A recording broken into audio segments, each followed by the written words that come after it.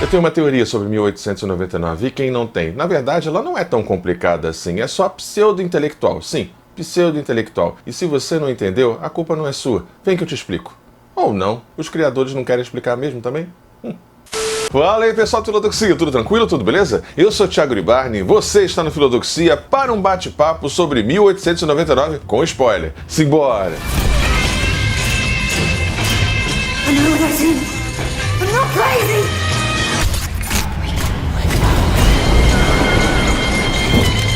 What's wrong with that ship?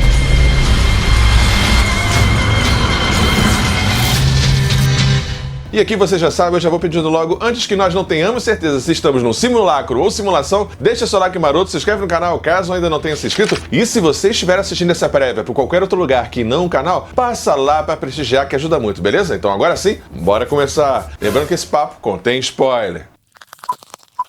Eu coloco o casal aqui do lado, eu vou errar o nome deles com certeza, o Boodar e a Yanknan. Eles são criadores de Dark, como vocês bem sabem, e trazem aqui 1899, depois do sucesso que foi Dark na Netflix, e já começo logo dizendo que pra mim é inferior. Sim, é inferior, é pseudo-intelectual, é difícil de propósito, não entrega as coisas, não tem payback, sabe payback? Você investe 8 horas da sua vida ali e te entrega muito pouco no final ou quase nada. Acho que a primeira temporada aqui de 1899, ela é mais desonesta em alguns casos, ou em algum caso de alguma medida, do que em Dark, que tem uma clareza maior, parece, de onde vai, o que quer, como quer, e sem esse verniz pseudo-intelectual de símbolos, signos, etc. Enfim, é uma série que sobrevive e vive desse burburinho de você ter que ver um episódio atrás do outro, fazendo ganchos no final, te entrega muito pouco, os personagens são rasos, quase que avatares, assim, se você pensar bem, o desenvolvimento de personagem é bem fraco, inclusive dos personagens principais, do Capitão, da Maura e etc. Não tem desenvolvimento, é tudo ali uma casca oca, isso me irrita um pouco, né? Apesar de um elenco multicultural, a ideia de Arca de Noé, você ter vários nomes, né? Cerberus, Prometeus, ou protocolos de internet, ou mitologia grega e tudo mais, mas fica um gosto acridoce. Apesar de uma jornada interessante,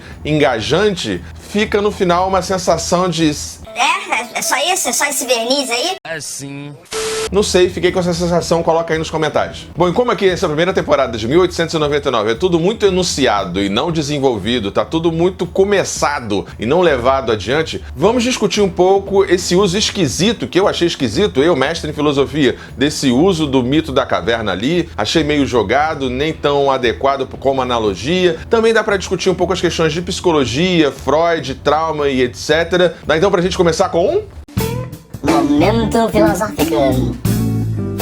Bom, então vamos começar aqui com Platão. Sim, Platão, um homem de ombros largos, Aristócles. Você sabia que o nome dele era Aristócles? E como ele era fortão, saradão, ele ganhou o nome de Platos, Platão? Então, Platão escreve lá no seu livro 7, A República, vários mitos, várias alegorias. Eu acho até que se encaixa melhor aqui o mito do Anel de Giges, que dizem alguns que inspirou Tolkien e o Senhor dos Anéis, uma ideia de poder, cobiça, etc. Mas vamos falar aqui desse mito clássico, que é o mito, a alegoria da caverna de Platão, né? Essa alegoria da caverna, ela tem duas acepções. Uma é política, que seria uma referência a Sócrates, aquele que volta, se ilumina, conhece a si mesmo como filósofo, tenta ajudar a cidade e é morto por essa cidade. Esse seria a primeira acepção do mito da caverna, de modo bem raso, superficial, não tão raso quanto em 1899, mas enfim, de modo raso. A segunda acepção é sobre epistemologia, teoria do conhecimento. A ideia de Platão é basicamente a ideia de tentar entender qual é a fonte, qual é a origem segura para o conhecimento. E para Platão, a origem segura para o conhecimento é uma espécie de racionalismo, é a ideia de um idealismo platônico. O mundo sensível, o nosso mundo de aparências, cópias e ilusões, nosso mundo dos sentidos, ele é um mundo de engano, de erros e equívocos. O verdadeiro conhecimento, a verdadeira filosofia, a verdadeira ciência está a partir da abstração, da capacidade intelectual de buscar os conceitos a partir da razão e não se deter no engano, no equívoco que são os sentidos humanos. Essa é basicamente a ideia aqui. E em 1899 fica essa coisa meio jogada do pai da Maura, de falar que ela era uma criança que se perguntava sobre isso.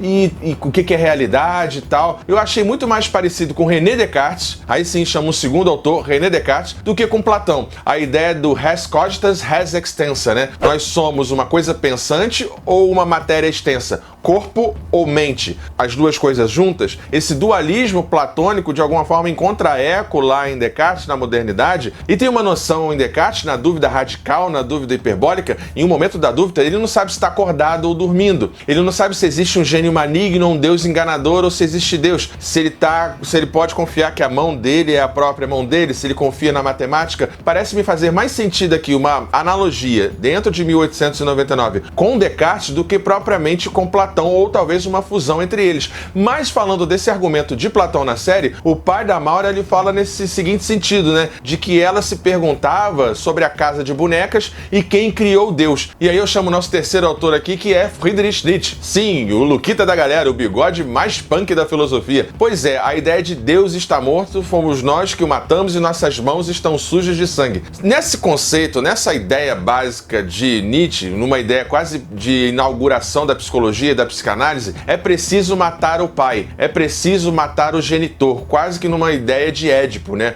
Deus está morto porque nós colocamos a ciência no lugar, nós colocamos a tecnologia no lugar, a igreja e a narrativa religiosa perde o seu lugar de centro cosmológico, antropológico no mundo ali no século XVIII, XIX, Deus está morto. E aí nesse sentido, quando Nietzsche fala, né, sobre essa nossa morte, nesse nosso assassinato de Deus, acho que também tem um pouco a ver aqui com o que se quer dizer em 1899. Quem criou Deus? Quando se afirma isso, na verdade a pergunta é uma pergunta retórica, né?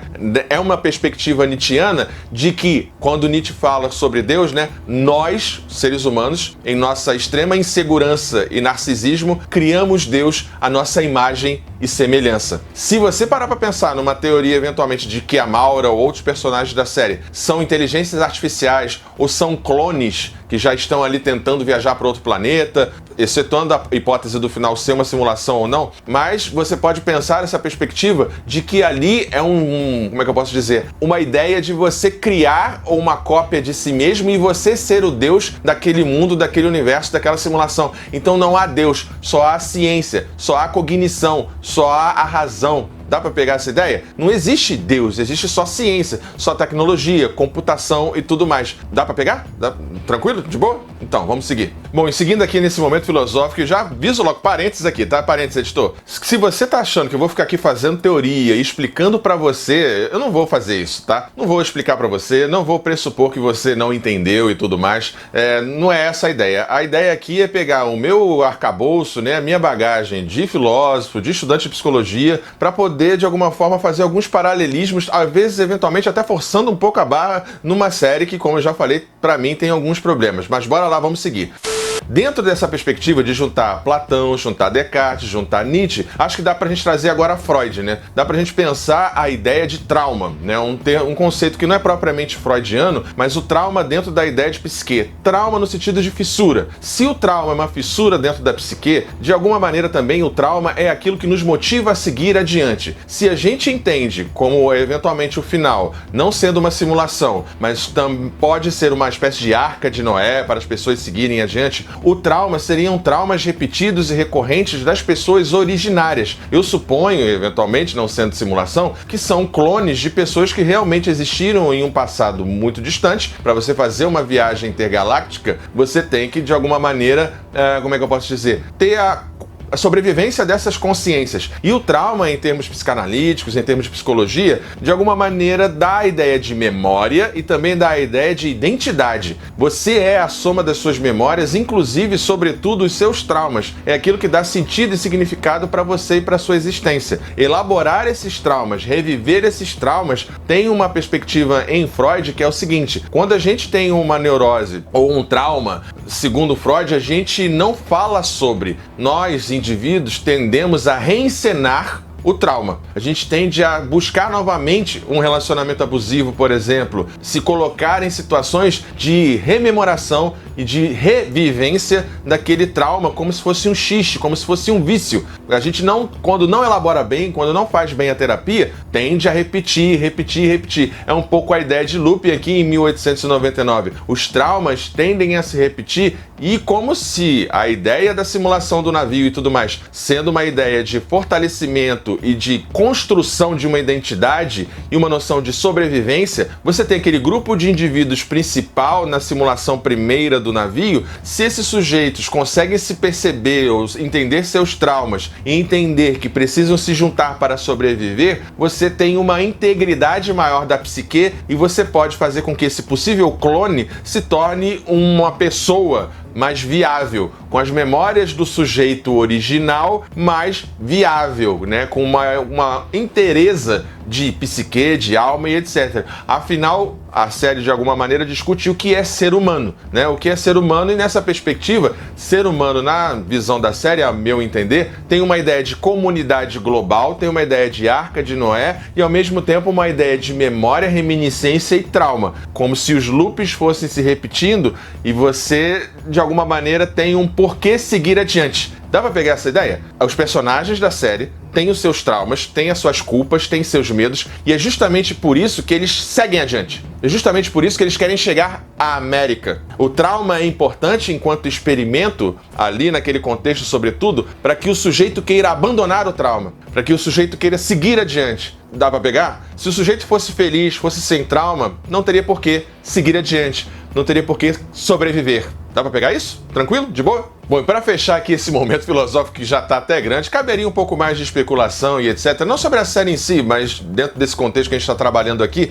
queria falar um pouco da Maura, dentro de uma perspectiva aí psicológica, psicanalítica, a questão do luto, do filho, identidade, etc, né? Supondo a ideia ali da Maura não tolerar a morte do filho, tem um narciso muito grande ali na Maura, né? Um narcisismo muito forte. Ela se sente alguém que deveria ter o controle sobre vida e morte como uma neurocientista, como alguém que entende de medicina, talvez sobre a vida do seu filho. E isolar esse filho, de alguma maneira, fazer a consciência dele viver em uma simulação, é muito ruim em termos de psique, porque ela não supera o luto, né? Ela não lida com o luto bem, ela tem um narcisismo, uma prepotência muito grande de tentar manter esse filho vivo, eventualmente esse marido também. Eu acredito que o Daniel, o marido dela, é uma inteligência artificial ou algo nesse sentido, mas focando na criança aqui, tem uma noção de prepotência muito grande, né? De criar um lugar seguro dentro da mente humana, supondo toda a série como uma metáfora de lóbulo pré-frontal, córtex e etc, né? Você tem vários lugares do cérebro onde a memória é processada,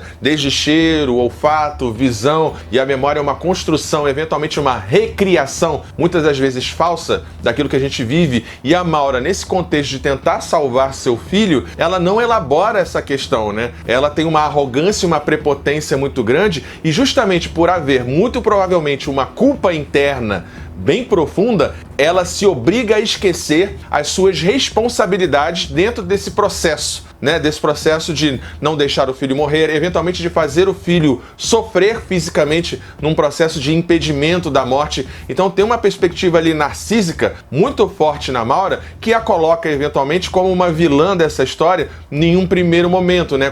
Como essa mãe narcísica, egocêntrica, cientista, que tenta de alguma maneira evitar o inevitável, muito por conta da ideia de não deixar seguir, né? Enfim, dá pra gente discutir e pensar a Maura dentro dessa perspectiva. Mas bora lá voltar pra crítica. O que é o grafite? Por que os personagens não se desenvolvem? Os personagens são só avatares? E o capitão, anagrama de Ki, é a chave? É uma simulação no final? Quem é o imediato? Ele é o irmão da Maura? Várias perguntas, várias questões que são colocadas de propósito e são, digamos assim, dificuldades ou intelectualidades propositais para você fazer uma série que tem isso aqui, né? Pessoas no YouTube como eu, trouxas, fazendo vídeos sobre isso, né? Para você manter a série viva e tudo mais. Não sei se a série aguentaria um capítulo por semana, se as pessoas perderiam o interesse. Não sei se essa é a melhor estratégia de lançamento da série. Tenho lá minhas dúvidas, mas fica a impressão de que a discussão é só um verniz para tratar de dores, traumas, luto, não conseguir lidar com luto, tal qual foi em Dark. Dark é uma história sobre luto, sobre não conseguir lidar com a morte, sobre não seguir adiante. E aí o casal de criadores aqui passa um verniz pseudo difícil com metáforas e simbologias que eu acho que entrega pouco pra gente, né? Você tem uma ótima criação de ambiente, você tem um elenco multicultural de fato, falando a sua língua nativa e etc. De fato, isso reforça a ideia de uma arca de Noé, né? Uma ideia de várias pessoas para sobreviverem a uma espécie de apocalipse na Terra e tudo mais, né? Como supostamente é aquele final ali, que eu acredito também seja mais uma simulação, vamos a ver ali, para robustecer a psique e criar uma ideia de identidade nesses supostos clones, na minha perspectiva, assim. Mas assim, é uma série que ela é uma viagem interessante, que engaja, sim, tem uma atmosfera legal, tem um terror bacana, mas que no final das contas parece que o final contradiz tudo que foi dito até ali. Tudo que foi dito até aquele finalzinho é sobre a Maura, o seu filho, o seu pai, o seu irmão e etc. E no final tá no espaço. É uma grande simulação. Ficou contraditório. Talvez eu seja burro, você seja burro, não esteja entendendo a grande genialidade do casal de criadores aqui, mas como temporada, como argumento no final, fica fraco, fica pseudo-intelectual e não sei se me engajou tanto quanto Dark. Bom, então por isso tudo, a minha nota para 1899 é nota 6. Sim, essa primeira temporada, nota 6, é um início ok, um início mediano, mais fraco do que Dark, que promete muito mais do que entrega e vamos ver. Na verdade, eu acredito que é uma história muito mais simples, sobre dores, traumas, eventualmente sobre apocalipse, sobre sobrevivência, mas com um verniz excessivamente complicador, não é necessariamente inteligente. É isso, pessoal. Espero que você tenha gostado desse bate-papo. Não esquece de deixar seu like, se inscrever no canal e até a próxima, pessoal. Tchau, tchau. Valeu! Ajude o Filodoxia a continuar crescendo. Essa é a nossa chave Pix. Considere o clube de membros e muito obrigado por apoiar o canal. Sem você, ele não seria possível. Muito obrigado sempre.